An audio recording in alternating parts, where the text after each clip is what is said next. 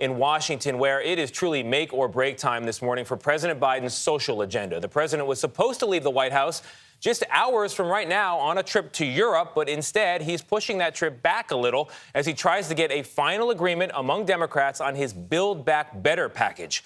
Many of the most popular proposals in the bill appear to have been cut, including paid family leave and a tax on billionaires. Ed O'Keefe is at the White House for us. Ed, good morning to you.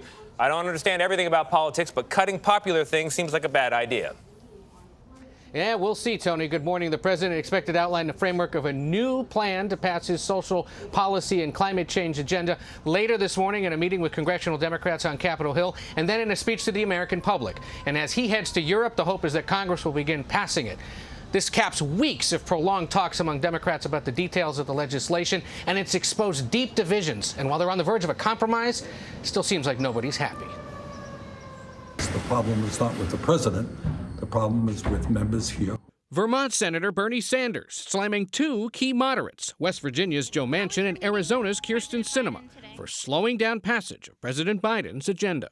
Although they are very few in number, they are a significant minority, think that they have a right to determine what the rest of the Congress should be doing. While there's agreement on big portions of the legislation, negotiators signaled late Wednesday that plans to provide paid leave for working Americans have to be dropped amid Manchin's concerns about costs.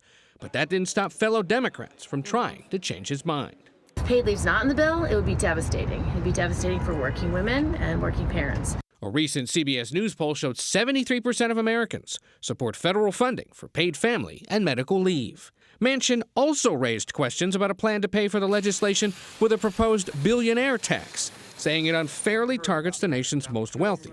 Instead, he's pushing a 15% minimum tax. There's a patriotic duty that you should be paying something to this great country to give you the protection and the support and the opportunities. Meanwhile, thousands of workers could be furloughed if federal highway funding expires on Sunday.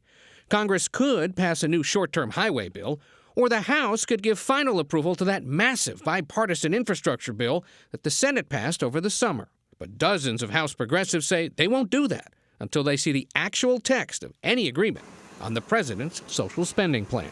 We can't have a situation where there's any opportunity for misunderstanding.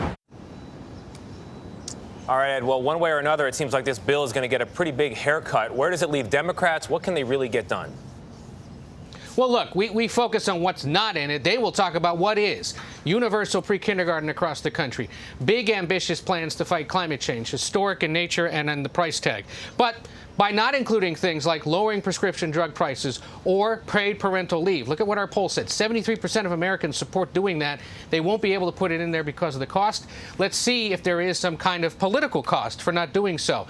Two key early tests of that will be next week. When there are governor's races in New Jersey and Virginia, they'll set the table for next year's congressional elections. Tony?